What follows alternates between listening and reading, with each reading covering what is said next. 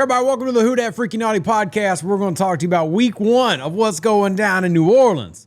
Not only is the field gold, but the content's gold too. Welcome in, joined by Elias. We're going to preview this Arizona Cardinals game. We'll give you a reason to be excited about it. Hopefully look forward to it. And we're here for Spencer Rattler, about to eviscerate, shred, tear up Buda Baker's secondary.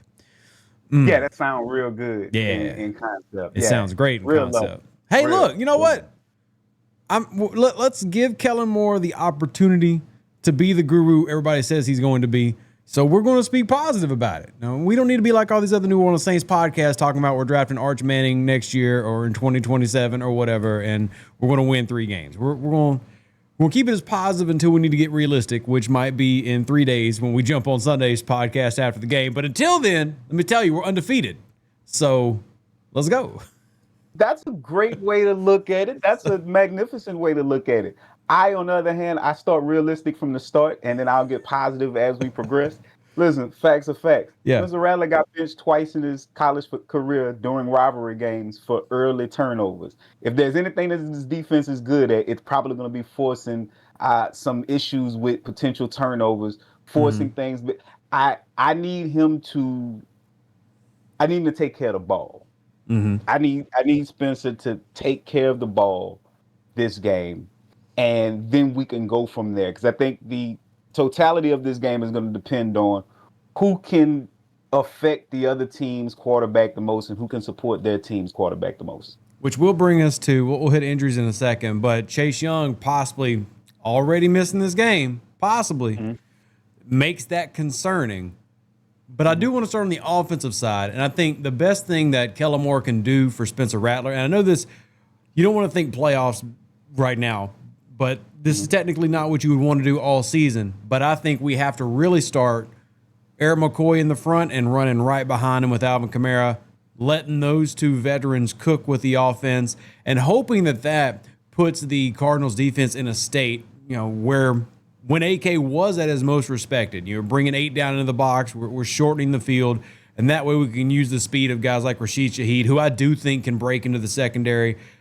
You mentioned this on your show for Saints Football Talk, but I really feel like of the entire receiving core, and I do like all the names. We're talking about Palmer, even Cooks is a veteran. Olave, as long as he's healthy, not in concussion protocol, stuff like that, he's a dynamic guy. But I think Shaheed in particular, that flanker / slot, depending on where they want to align him at any given moment, has that potential to really put the top off. But for any of that to happen, you've got to have that defense collapsing down. If they're allowed to play back with space, 10 yards back with short underneath zones with their linebackers, and they're able to get pressure with 4, and they're able to drop 7 guys into coverage consistently, it doesn't matter if you've got 5 guys with 4.3 speed. It's going to be covered.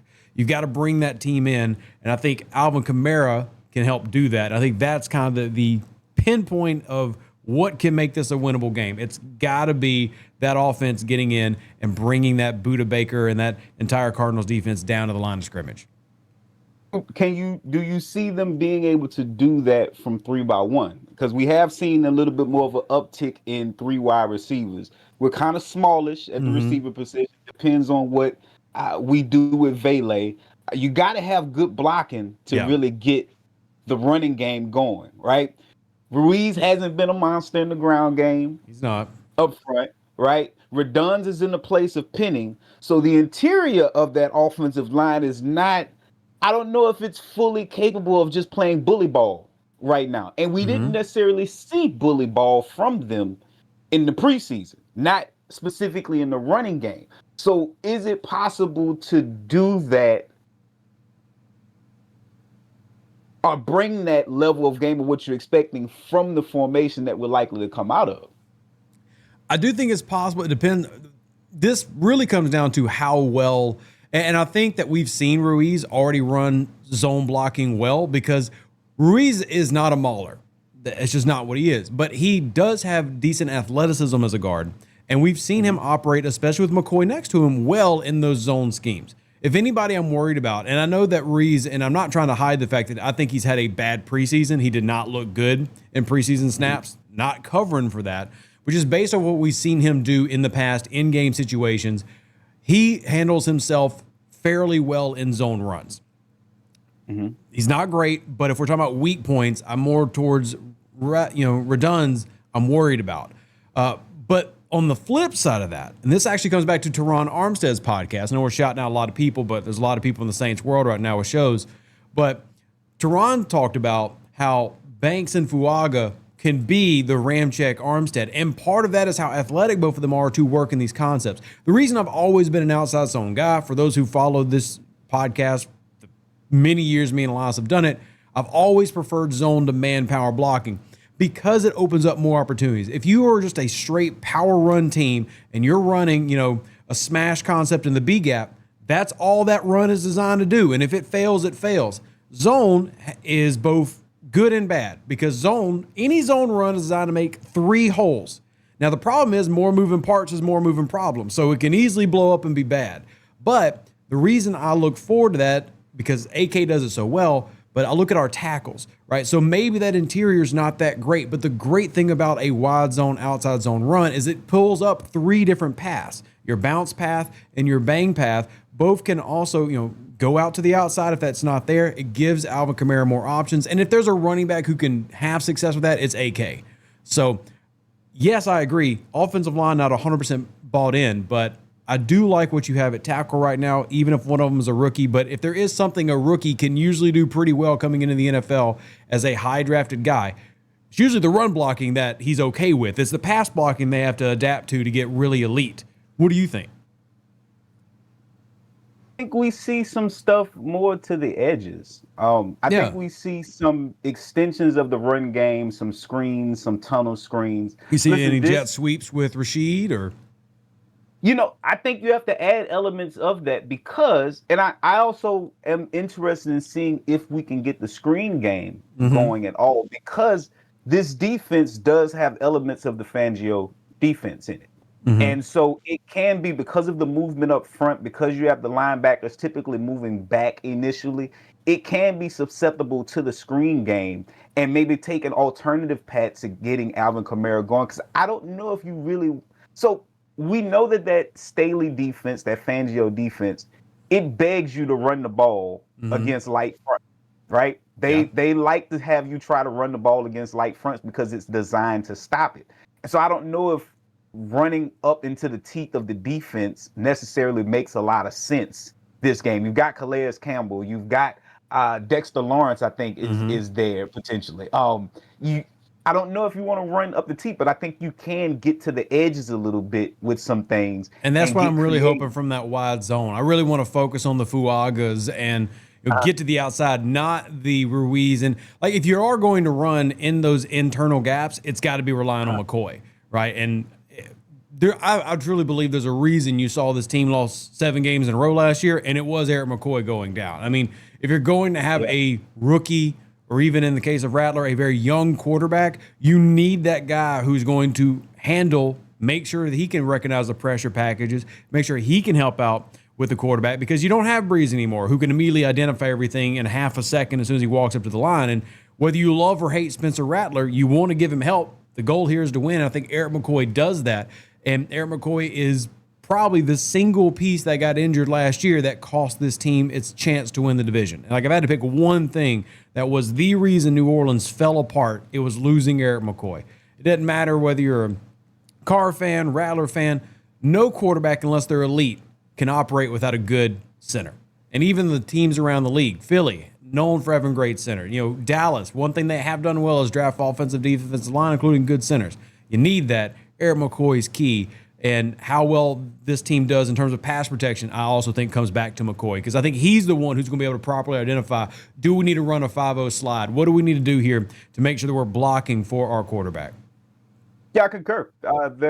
Kellen Moore was on ProFootballTalk.com, and they posed a question about what Brady says about a lot of college quarterbacks coming in unprepared these days. And, they asked him specifically what's one of the things that, is kind of high up there on the list. And setting protections was one of them that they just simply don't come into the league very prepared to do. Yeah. And so it underscores the importance of having an Erik McCoy who is seeing that, right? And that may have underscored why the offensive line took such a nosedive in the offense in general last year without McCoy, because that level of intelligence, that level of experience was not out there on the field. And you had young quarterbacks out there, not to mention, not just with the young quarterbacks, but a lot of weight was actually taken off of Derek Carr's shoulder last year when they mentioned that he would be doing less checks at the line of scrimmage, less things at the line of scrimmage, and more or less just focusing on the play. That was because McCoy was handling the biggest output of that. I got a hot take for you, because I know you mentioned it. And like, I don't disagree with what you're saying about the Cardinals' defensive premise of like what they want to pick, but I actually believe there's more talent. And part of this comes down to the youth of the Saints offensive line, the front five versus the front seven of Arizona. I'm not trying to be disrespectful, but if we talked about just last episode about how the aging of Demario Davis and Cameron Jordan offsets a lot of what New Orleans is doing, well, if you look at the front seven of the Cardinals, they average age above 30. Calais Campbell, amazing name, and I think probably Hall of Famer. Dude's 39 years old. You're a real tough time convincing me at 39 he's going to dominate if he's going to be working probably as a 5-tech in this situation. Really tough to believe he's going to be dominating our guard tackle combos, especially if he gets a one-on-one with somebody like Fuaga, Banks, depending on if he's rolling on the left side or right side. You've got Dalvin Tomlinson on the inside, who they picked up from Cleveland. He's also 30 years old, right? So, like, it's not that I'm saying that there isn't talent there, but I think with what New Orleans has put into their offensive line, I know there's an injury there. People are really worried about it. People are really worried after Reese's performance. But I think that the Cardinals team they have, I mean, Josh Sweat's one of their pass rushing linebackers. He's a cast off from the Philadelphia Eagles championship team. And not that he's bad, but he was never a dominant starter with Philly. He's one of those who was good enough to get a job somewhere else, but they don't induce fear in me. I do think they could run them. If some of these big name guys that we're talking about were 5 years younger, I'd be a little bit more with you, but they're not 5 years younger. I think a lot of these guys are good, solid veterans at the end of their career. And I think that this team has the offensive line to go one-on-one with them. We'll see if they win that. I just don't look at this Cardinals defense trying to pull off what Vic Fangio would want to do, having the athleticism and the youth to do it, at least to an as effective of a level as we've seen him do in other teams.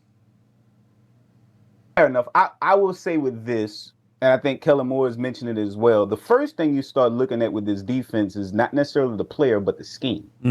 And the scheme by alignment is designed to limit what teams can do when attempting to run the ball up the middle. So while the players are playing a factor, I'm looking at the scheme, and I think the scheme is going to force you to maybe want to do other things more or less than necessarily worrying about the players. And they can make it hard to run up the middle just by the alignment, just by what you're asking guys to do. And yet, I do agree, you have to have some level of talent there for it to work to its effectiveness. But they do have a lot of back-end talent. They do. And that's why... And this is so true, because I completely agree. The style of what they want to do, you're absolutely right. I think this also comes back to that, that battle of the trench we always talk about, because the offense, if you're ever going to be a successful offense, what you have to do is you have to dictate the game. If the defense is telling you how you can play, you're already on the back foot, probably going to struggle to score points. So I get that that's what they're designed to do. But if Kellen Moore is going to have a successful offense, and I'm saying if, I'm not saying they're going to do it, you can't let Arizona dictate what you do, because I agree completely with your last statement. The secondary is good in Arizona. If there is an area they have that can scare me and cause problems for that young quarterback, it is that secondary. So if they say, hey, look, we know it's going to be tough to run, so we're going to try to come out early and attack that secondary, I think that's the path that can lead to destruction. I think you have to try to punch them in the mouth, go pound for pound, and say, hey, Erik McCoy is going to move Dalvin Tomlinson off the line. Fuaga and Ruiz are going to combine and move Campbell off the line. And even if you only get 4 yards, we're going to continue to punch these old guys in the mouth, and eventually they're going to wear down, and that keeps our quarterback from causing mistakes. And causing mistakes can, for me, are the biggest concern, because if in the first quarter, let's say you get a turnover and you give them 7 points, you're already playing from behind. We know how difficult that is. So speaking of offense, we absolutely need to start fast on offense. If not only to give our young quarterback a bit of cushion, but also to take James Conner out of the game. As best as best you can. Again, as we flip sides and transition over to the defensive side of the ball, I'm expecting that scheme, just like I talked about with the Cardinals. I'm expecting Staley's scheme to help with stopping the run up the middle. And yet James Conner is still a problem because he's a load. Yes. And I don't know if I trust yet that our team has improved in tackling. Yes, there's more eyes on the ball because we're playing more zone coverage, and so there's less backs to the ball, guys having to fly down, miss tackles.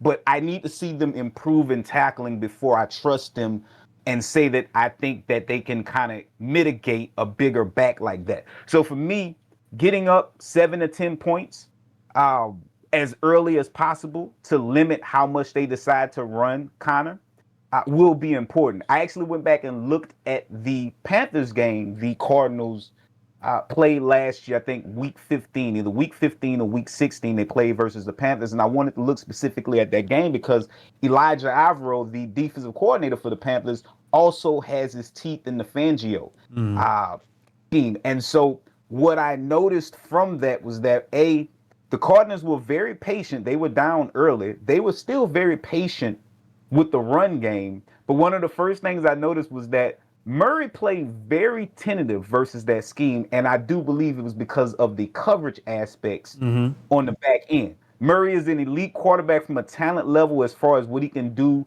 extending a play and with his legs, but he's also still a young quarterback when it comes to seeing coverages. And he'll hold the ball. And there'll be opportunities for the Saints to maybe converge on the middle.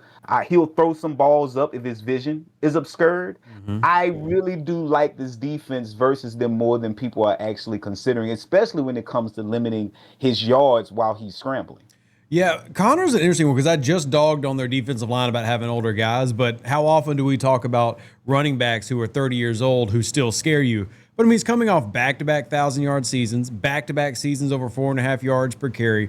I think Connor still has that. Now, is Connor as good as maybe his Pro Bowl year? If we go back to 2021, he was a Pro Bowler. Like, is he on that level? I don't know. But like you said, it's not like we're talking about the Saints coming into this league or into this season being known for their run defense as they were 5 or 6 years ago. So, it is something that they have to prove it at this point. And even though I like guys like Colin Saunders coming in and everything, and much as I love Demario Davis, you've got to have somebody stand up and show that we can block those A and B gap runs because we got gashed from the inside. So, man, it's one thing to get gashed on the outside. Hey, corners are known for missing tackles. Sometimes that happens. But New Orleans was getting gashed last year from the inside runs. I mean, A-gap runs going 15, 20 yards, that's just unacceptable. I mean, you can't have a guy rush up the middle and make it to the third level. That's something that they had to improve on. And I hope they have because they have tried to obviously make moves in the offseason to do that. We'll see it's effective. And you're right with Connor. I mean, Arizona plays a very patient game. They're not a team that is a high point scoring team. And part of that is to protect, I think, Kyler Murray to an extent, but they're still good. I mean, last year I think they finished, it was 12th, I think, in points scored last year. So they're not like setting 40-point games, but they're consistent. And that's the thing. If you let them get their ball rolling, it's hard to stop it. So it's like you said, it's tough, but as a team, especially with this defense that has so many veterans, they've got to come out and put a stop to things early on. If you really want to look about how can this game look well, you'd like to see a 3-and-out from Arizona in their first drive. That's the confidence builder you need, especially to give your offense some love. And now I wanted to bring up the injury report here because a little bit of concern for me. Here's your Saints injury report. Trevor Penning not participating, which we kind of expected given everything. But the bigger one, you've got Alontae Taylor. Now, I know you have your thoughts on whether you're confident in Alontae Taylor working the inside, but he's a little bit of injured, looking like he will probably play. But if nothing else, you're not looking at him like being 100%, right? Chase Young, looking like he might be on the opposite side with his calf injury, probably not playing this Sunday, but it is only Thursday at the time of us recording this. Maybe things change. Then you got Christian Boyd, defensive tackle, you just brought in, already on the injury list, limited. I probably will see him. And then you got Jordan Howard, one of our safeties. So you've already got 5 people on your Saints injury list. It feels like the past couple years, we just can't keep a clean list. The Chase Young one worries me the most because Murray, I agree with you. I'm not as sold on Murray in terms of being a high-end caliber quarterback yet, but one thing he's a high-end athlete and he works great in the scramble drill. You've got to get to him early and pressure him because if you don't, I mean, he's gone to a Pro Bowl for a reason. Everybody might be bought into him, but he's a good quarterback. And missing Chase Young, who in my opinion was your best pass rusher last year, even if it wasn't in sack numbers, that could be difficult. Two things. I'm not very confident that Alontae Taylor will play. Okay. I'm not very confident they need him to play. One, because I do feel like Ugo Amadi has done a great job. About as good of a job as he can do in that spot. But because I expect us to be a 5-man front a lot of the time, watching that Panthers game, they used Trey McBride to block the edges a lot in that game. They didn't send him out on routes. The alignment forced him to have to stay in a lot, and I think you can do the same thing for the Saints. You absolutely don't like Ugo Amadi being the slot guy over the top, but you do like being able to keep eyes on him and just come up and make the tackle. Now, a lot of people are high on Chase Young being like the guy, and I'm actually higher on Carl Granderson this year. Okay. There's a lot of principles in that penny front that are based in like a 4-6 defense. And so you want your best pass rusher lining up on the strong side. And I noticed during preseason, Chase lined up on the right side a lot. I can't recall him lining up on the left side, but I did see Carl Granderson line up on the left side a lot. I'm expecting Carl Granderson to have a big year, not to mention when Cam Jordan spoke about Chase Young, he spoke about how, they were trying to bring him along and make sure that, he understands he's not a sack master if you've never had more than 10 sacks in a year. But also, Kellen Moore mentioned that when they're doing film study, Carl Granderson is the guy that they're pointing to Chase Young to say, play like this all the time. He's the guy that's setting the tone in that room on the edge. It's not Chase Young. Yeah. So there's a reason that they're listed as co-starters. I'm higher on Granderson as long as Granderson is healthy. I think Chase Young is somebody that you can rotate in. He comes in. Granderson takes over for Cam when Cam leaves out. Chase Young stays on the right side. I'm focused on Granderson. I think he has a big game on this end, but I also do think that Chase Young plays. I think they monitored him for a reason, but I think he plays, and I just think they lower his snap count a little bit. That's fair. I love that you bring up the penny front, because in a lot of ways you're going to see the Saints likely. Again, we've technically not seen the Saints defense yet, so we'll see if it ends up being this way. But Arizona runs a lot of that penny front. You've also, I would expect based on the personnel they put together with Staley to also have a lot of that 3-4 Okie. For those listening, a 3-4 Okie, you're going to bring 2 linebackers, your Jack linebacker and your Sam are going to be on that outside. So kind of like what Elias was saying, you end up with a 5-man front. It's still slightly different than a penny. It's basically just how you're aligning those outside backers. But both of those are fronts that, as you were saying, we like to get things, condense them down. We definitely don't want to give up a lot inside. We want to have all of our gaps covered, and then we trust our guys on the boundary. And a lot of times to play free. You know, I mean, you're going to have a boundary corner role where you're going to be one-on-one on several opportunities, which means whoever ends up getting that one-on-one, whether it's Kool-Aid or whoever, is going to have to be able to lock down their positioning, who might not have a rolling safety to come over the top. Because if you do a penny front, like you were saying, well, one of the keys to a penny front is rolling safeties down to fill in spaces. Right, so by extension, you're going to have a spot potentially open behind. So you've got to have those gaps filled, but more importantly, depending on who they want to rotate. And I get with Carl Granderson, he's been more consistent. Granderson, I would love to have him have that pop-off year where he reaches that double-digit number. I think that he's had those flashes where you're like, there are games where you think he's going to get it, and then there's other games he kind of gets washed out. It'd be nice if this is the year where you see the complete Granderson. Like, he's finally got the tools completely finished off. He's not going to have those games where he disappears and then games where he pops off. He's reached that level of his development where he's going to be that consistent guy. Would love to see that. I think that's part of the key, because stopping New Orleans, I think, really comes down to stopping AK more than anything, whether we're talking the screen game, the run game, whereas with Arizona, they've got an established quarterback. It's stopping Murray. Right, so if that's Granderson, that's that guy. I mean, heck, if it's our new young linebacker who for some reason is wearing a number in the 20s, is the NFL rule. I've hated they change it. Why do we have people, wide receivers wearing 67, linebackers wearing 3? I'm sick of it. No, stop this nonsense. Bring back normal numbering. But Stutzman might be the guy, whoever is the guy who could provide an interior pressure, that critical sack, even if it's Cam the veteran. That, I think, is the key to stopping that. Little before we wrap up here, predictions. Give me a score prediction last. First one we've done this year. What do you think? Are you confident in New Orleans with their khaki uniforms and their khaki end zones? You think they're going to come in and put in the work? Or do you think Arizona's got the edge? 21-17. I like us on the win.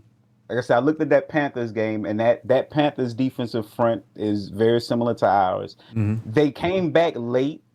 They came back. It was like 30-3. That game ended up being, but they held Murray in check a lot of that game. Only when they gave up some big plays in the screen game, which I hope we play disciplined ball against the zone run, not giving up cutback lanes, but I also hope we play disciplined in that we can cover the screen game. But I see Murray as being able to be stymied just based on how this defense is designed. And then the biggest thing is second half adjustment game. I feel much better about Kellen Moore in that aspect than I felt about Clint Kubiak. Last year, we didn't seem to make offensive adjustments. I think that defensive scheme for the Cardinals is going to do some things. They'll have to adjust, and I feel really good about Kellen Moore's ability to adjust as the game goes on.